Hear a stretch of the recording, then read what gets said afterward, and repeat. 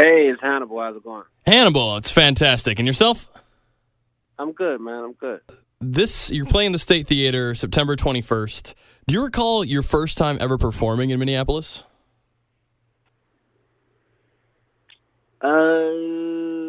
Yeah. I think it was 2005 at I performed at Acme Comedy Club. Forget who the headliner was, but this comedian Tim Slagle from Chicago had recommended me to the club because they didn't book that many opening acts that were from out of the area, so it was a tougher club to get into. But he recommended me and got me the week, and it was a good time, man. I remember I was selling shirts at the time.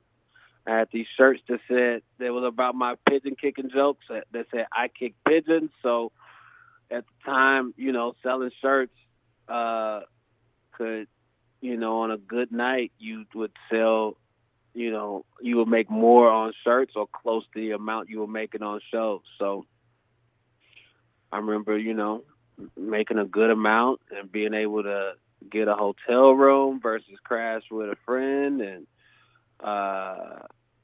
yeah, it was a good time, and the club was fun, and I've had good times returning there. Excellent. And you've performed here several times since then, and now coming up, you got a show at the State Theater. So have you noticed much of a change in Minneapolis crowds between 2005 and now? I mean, it's not really.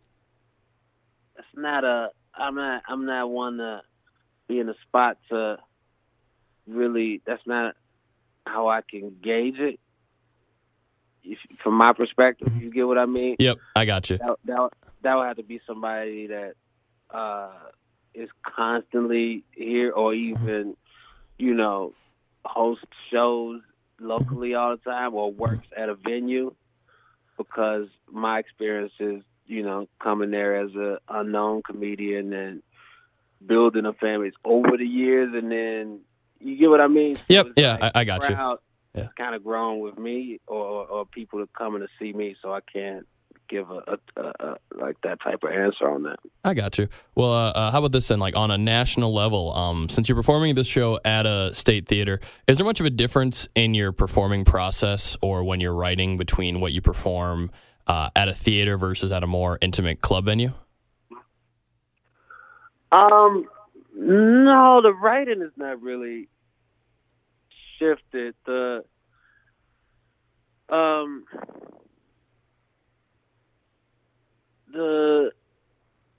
I guess in a theater, the crowd is a bit more focused, and that's just not. It's just by nature of the setting of everybody facing forward. There's no servers walking about. Usually there's nobody walking around with drinks or interrupting them, asking if they want a drink or that type of thing. So that's the one big difference with theaters is that, and also you can do stuff with production that you can't do in a comedy club, whether it's lighting or video, or the sound is better because they have concerts in theaters. So it's that's the bigger difference. The performance, I mean, you could take your time a little bit. You could, it's just a different space. But the club is also, especially Acme is a great club. The people are right there up on you, and the energy is amazing in a small club. Excellent. So going way back even further, at one point when you were in college, Open Mike Eagle, who we play a lot at the station, was your RA. Yeah. So do you recall your first time meeting him, and do you have any memories of like rapping with him back then?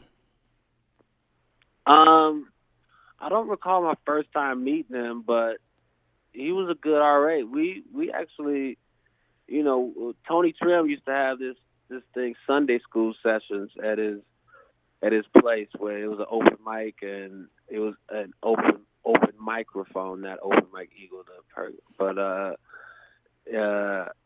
so it was, different poets, rappers, and comedians would perform there, and so open mic would freestyle there. Open mic used to just only really freestyle too. Oh wow! I don't remember him making many songs in college. He was a freestyle guy and battle rap dude. So I battle rapped open mic eagle in college. Sweet. How'd that go? I won. Awesome. Yeah. I won. Yeah, it felt great because he was. Back then in college, he had the rep for being one of the best battle rappers in Carbondale. He was really good and quick, and somehow I was able to beat him. And then I lost the next round. It was disappointing, but at that point, for me, I was just getting on stage to be on stage and try to use, because battle rap is about getting a reaction and trying to make people laugh. So I said, okay, I do comedy. This is an opportunity to be funny on stage in front of people. It's kind of the same thing. So you're more, you've gotten a lot of attention for speaking of involving rappers and numerous other celebrities for the things that have gone down on the Eric Andre show. Is there anything you remember that was particularly funny that we never got to see because it didn't make air?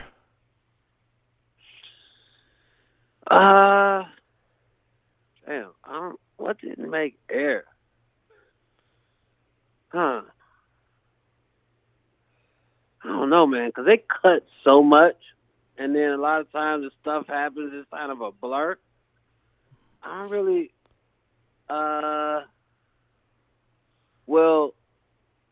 Rapper Warrior Ninja that made air, but I remember telling them y'all need to put up an extended version of this on YouTube because it was so funny watching that live with, Danny Brown, Open Mike Eagle was on there, A$AP Rocky and Gold Dreamer and No Can Do.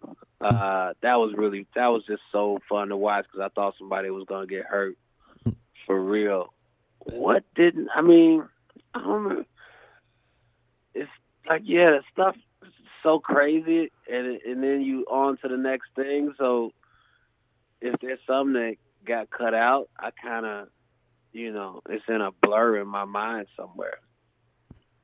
Yeah, gotcha. But yeah, that Rap Warrior Ninja though, I remember when Danny Brown came out and just started going, the beat is trash, and then just run up and getting hitting them, and that was so much fun when that dropped.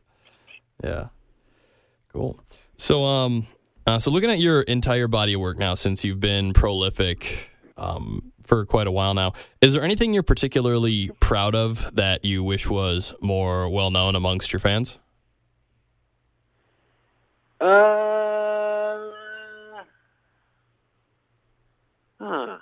don't know. I wish there was video of the full My Name is Hannibal set. I wish that wasn't only audio. I guess I could technically, but that would be weird to do those jokes. Now, it's tough to do that as a comedian. Rappers do it where I'm just going to only perform this album from 20 years ago, and musicians could do that too. This show is only this. But if you're a comedian and you're just doing jokes, and my roommate said, and people said, what? Roommate? Oh, well, these jokes are 12 years old. So that's one where I wish it was this fully, I wish My Name is Hannibal was a video project. Maybe I'll get it, the whole thing animated. That's expensive, though. Yeah. Fuck that. Yeah. That'd be cool. But yeah, you mentioned like with rappers taking the decade-old material. It's kind of surreal now to be at this point where you have the ones who are the overtly political rappers during the Bush era. And now, like, when they jump on stage and they do the touring and they're playing those old songs and they're just like really sticking it to Donald Rumsfeld. It's like now more than ever we need to hear about to not go to that second war in Iraq. So yeah, man, it's I mean, a lot of references in general, and you know, rap is especially reference heavy, so it's always funny listening to an old song that talks about that. This has a random basketball player analogy, and I just picture people listening to it years from like, yo, who is J.R. Ryder? Somebody explain Sean Bradley to me, please. Who's that?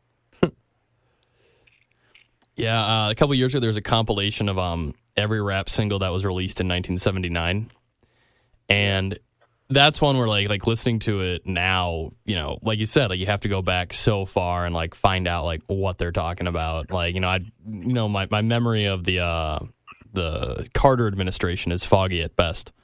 So trying to like pick those things out and those asides and references, or even like, you know, in the 90s with a lot of the technology references, of course, everyone mentions like having the beepers and all the songs. Then you have Razkaz saying he has more game than a Sega CD, and Pharoah Monch getting more graphic than a Neo Geo 32-bit computer chip.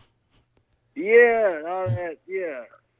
All those, technology references that they don't. I mean, I guess you could just look them up if you're really into it. If you're already listening to that song, then that means you're a researcher.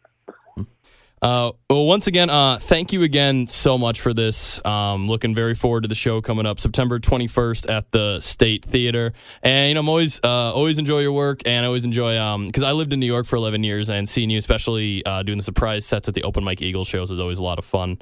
And I really enjoy your work, man, and this is really cool. Thanks a lot, Doc. Thanks. Have a good night. Have a good one. Yep. Peace.